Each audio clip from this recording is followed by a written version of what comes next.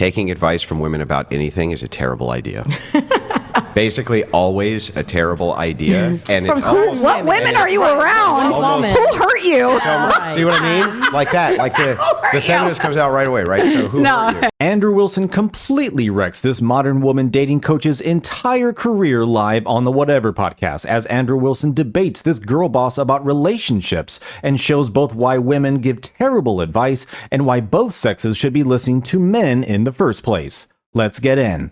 And then I want to continue my education and doing like NLP and all that. Yeah. Can I tell you that I'm always, I'll just be honest with you, I'm always skeptical of dating coaches. Me too. So are you kidding?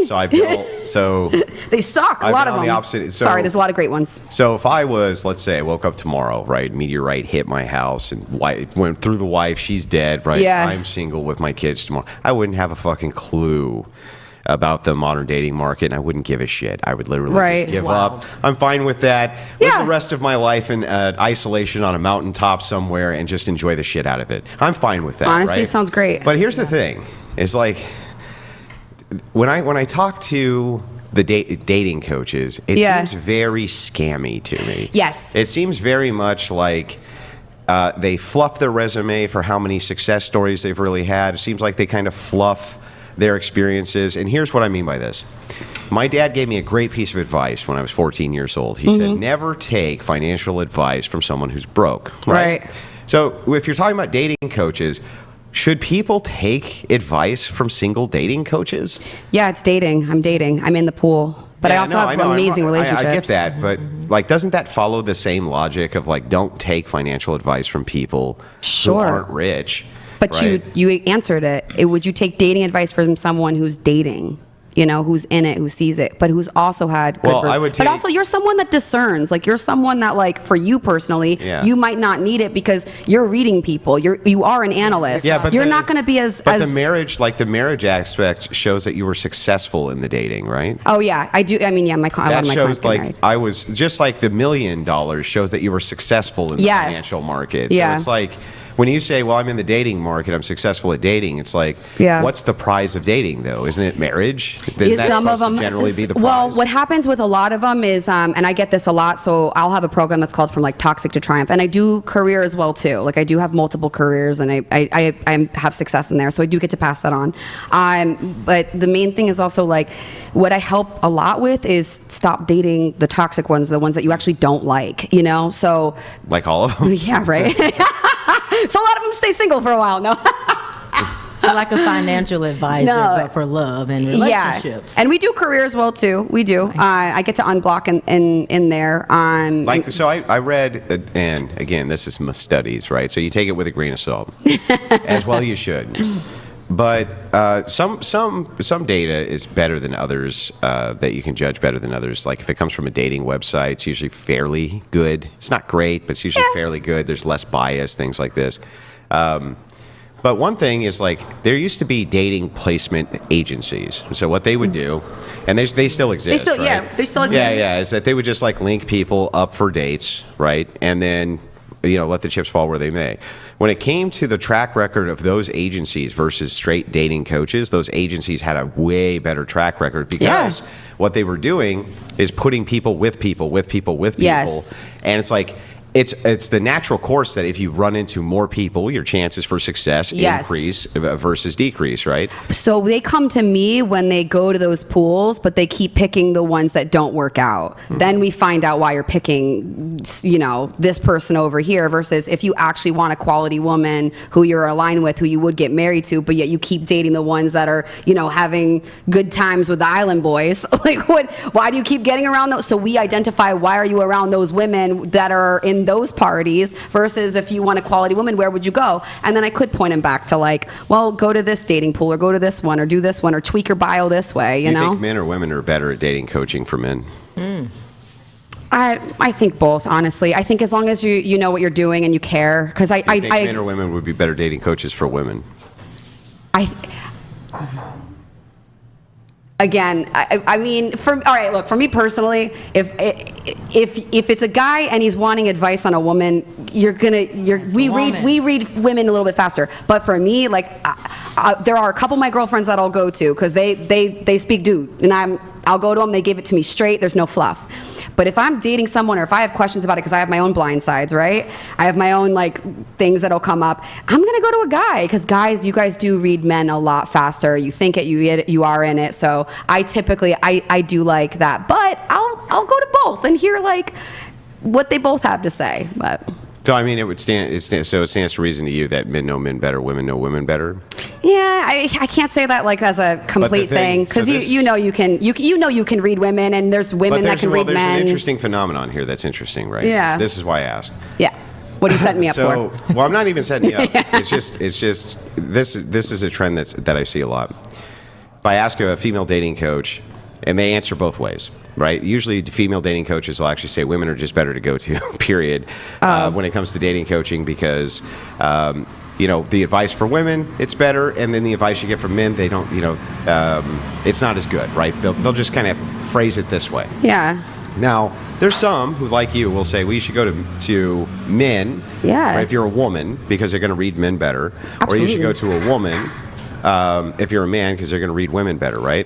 But here's the problem that comes up, is that women are way worse at holding elongated relationships with each other than men are with each other. With friendships? Friendships. So what does that have to do with relationships? Well, that's what's interesting, Yeah. right? Is like everything, all of these aspects are interpersonal. So it just means interpersonal dynamics, right? Correct. Yeah, So I love that. a friendship is still it's an interpersonal dynamic. Yeah. And friendships actually take, in some cases, more work Yeah. than a relationship. My longest right now, I just messaged with her over 20 years. Right. But what I'm saying is like men. But I agree with that. I think that you should look at what are your relationships. But if men do generally better in interpersonal relationships than women do, shouldn't men and women both go to men for relationship advice? I think it just depends on the person. They're better interpersonal relationships. Folks, let me know what you think of female dating coaches in the comments, but personally, I think most of them, if not all, basically are garbage. I don't think they're worth anything, because if you listen to any of them, if you follow, like Andrew Wilson pointed out, where's the $1 million? Where's the proof that what you say works?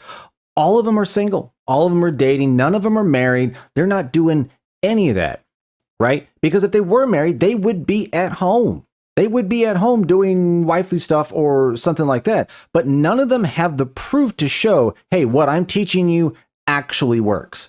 And Andrew Wilson is also exactly right to the point that men hold relationships better. Look, men are cool with each other better. We form better circles. We're less toxic to one another. Why? Because we understand respect better. If you put a whole bunch of men together versus a whole bunch of women, you are going to have way less chaos with those men than those women. Women will be catfighting. Women will get aggressive. They absolutely do. And to that point, ask any woman, would you rather work with a whole bunch of men or a whole bunch of women? Now, this may be anecdotal, but in my entire life, I have never found a woman who said she would rather work with a whole bunch of women at her job as opposed to men. Not a single one.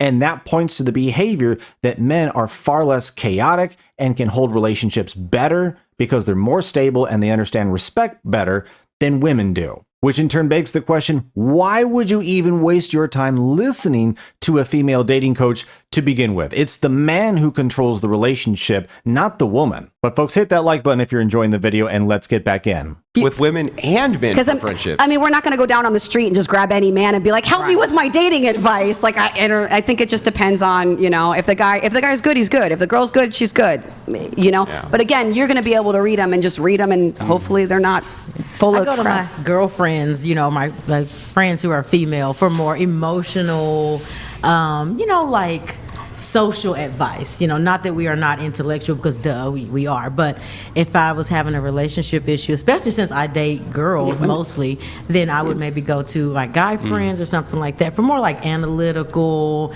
advice. Like, I feel like y'all see it from that more, you said primal earlier. I'm going to use that phrase, but because it kind of fits, but not really. But I feel like men see the world and women and relationships from more of that like primal thing, like how do I mate, how do I provide those things, and then women see it more from like that emotional, like how do I make sure I have a loving partner, how do I find a supporting partner, things like that. So I think, again, for me, it goes back to love and dating is uncalculable. So I think that. What are you looking for? One of the best pieces of advice is in modernity for men, right? Yeah. And you can love this or hate this, is that generally speaking, taking advice from women about anything is a terrible idea.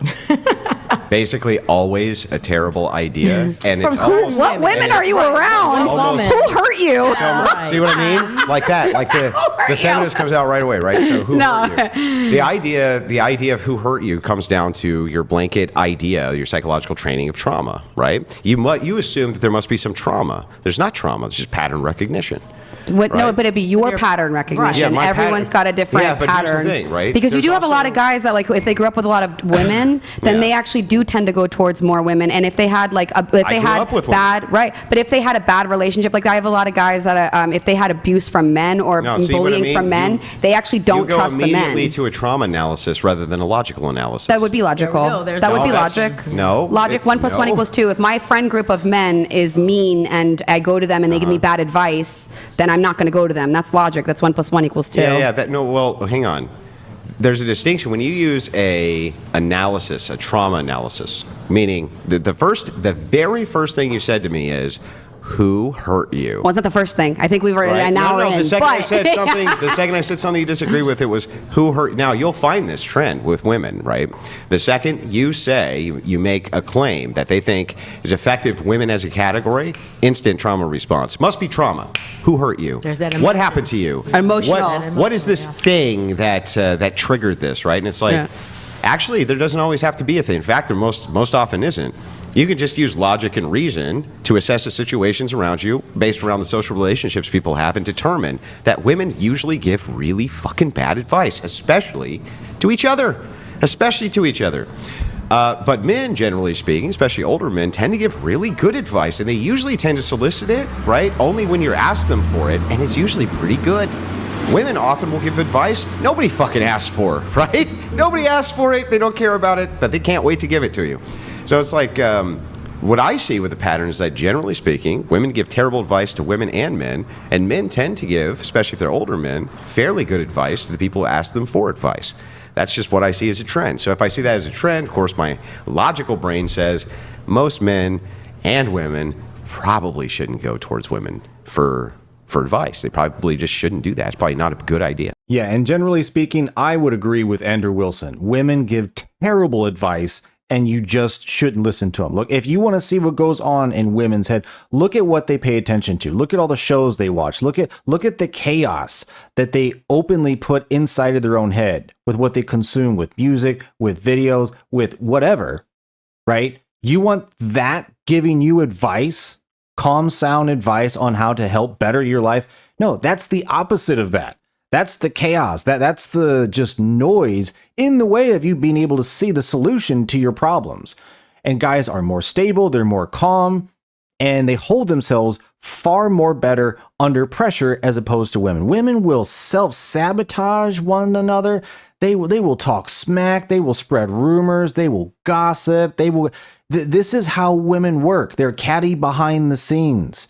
That's what they do, and they just mix chaos and just BS for everybody. It's unbelievably annoying, and again goes to the point of why women prefer to work with men as opposed to women, because it's just easier. But folks, thanks for watching. Let me know in the comments what you thought about what Andrew Wilson had to say, destroying this female dating coach's entire career live on the Whatever podcast. Thanks again, like and subscribe, and I will see you on the next one.